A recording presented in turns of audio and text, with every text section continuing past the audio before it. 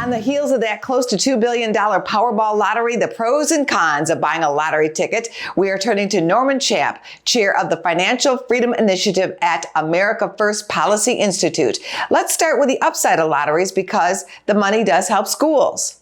I'm not sure I can identify too much that's good.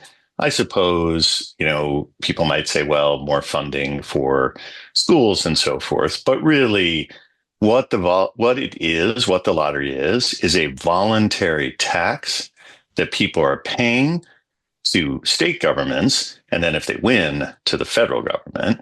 And the money, which is billions, that is being spent on these lottery tickets will be far better spent or saved by people on their own household needs, saving for retirement, saving for a house, all of those things. This is essentially a voluntary tax advertised by the state to get people to play, and about a third of the revenue goes right off the top to the state.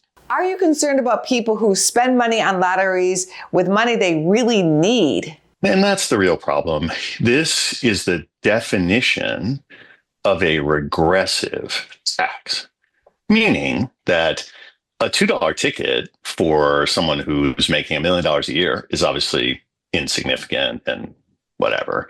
But that ticket costs someone who is, on a tighter budget, it costs them the same amount, even though they're in a lower income bracket, right? And of course, our whole income tax system is based on progression, meaning the more you make, the more you pay in tax. So it's a regressive tax, and it has a much more harmful impact on people who are in lower income brackets. Here's one statistic. In 2014, Americans spent $70 billion for a chance to win $1 billion. For people who do win, can you tell us what's better, taking the lump sum or payments over time? First of all, for the winner, the taxation does not stop. So not only has roughly a third gone off the top to the state, plus, along with the expenses, but once you win, then you're in the top federal tax bracket. So you're also paying a huge chunk of that amount to the feds. In general, most people opt for the lump sum, which is the right thing to do, because if you take the payments out over time, they are it's about a 5% return that you're getting on those payments.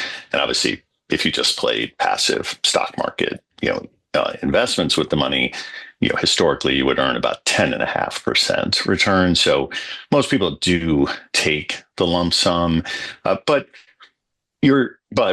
after those federal taxes. So the thing that's so hard to understand is to have the state, right? So this is the government promoting this regressive tax. The gambling sites are one thing, and they are run by private companies. But to actually have the government out advocating and advertising for people to make a terrible investment, often with exactly money that should be in the household budget, really actually is unconscionable that our state governments participate in this. What's your advice to lottery winners, especially with investment scammers coming out of the woodwork? No question. I've seen some of these studies where, unfortunately, a significant percentage of the winners end up penniless, right?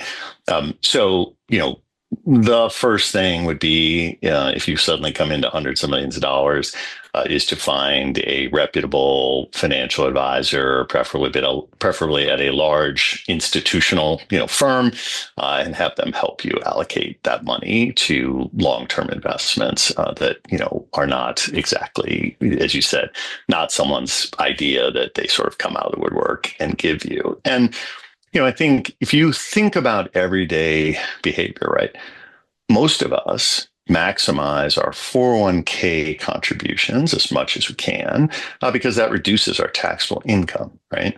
So most people do that. And then they turn around and play lottery tickets that are a voluntary regressive tax, and they don't have to pay it, right? So they're taking actions with regard to their retirement accounts that are smart and help them save retirement and help them save on taxes. And yet at the same time, going over and handing voluntarily money to the state, essentially a voluntary tax. And they're doing so with the encouragement of the state. And it's a shame. Norm, I also found out that if you invest just $5 per week over 30 years with the average rate of return, that comes out to somewhere around $144,000 or more. Thanks for coming on our show. Nice to see you. Take care.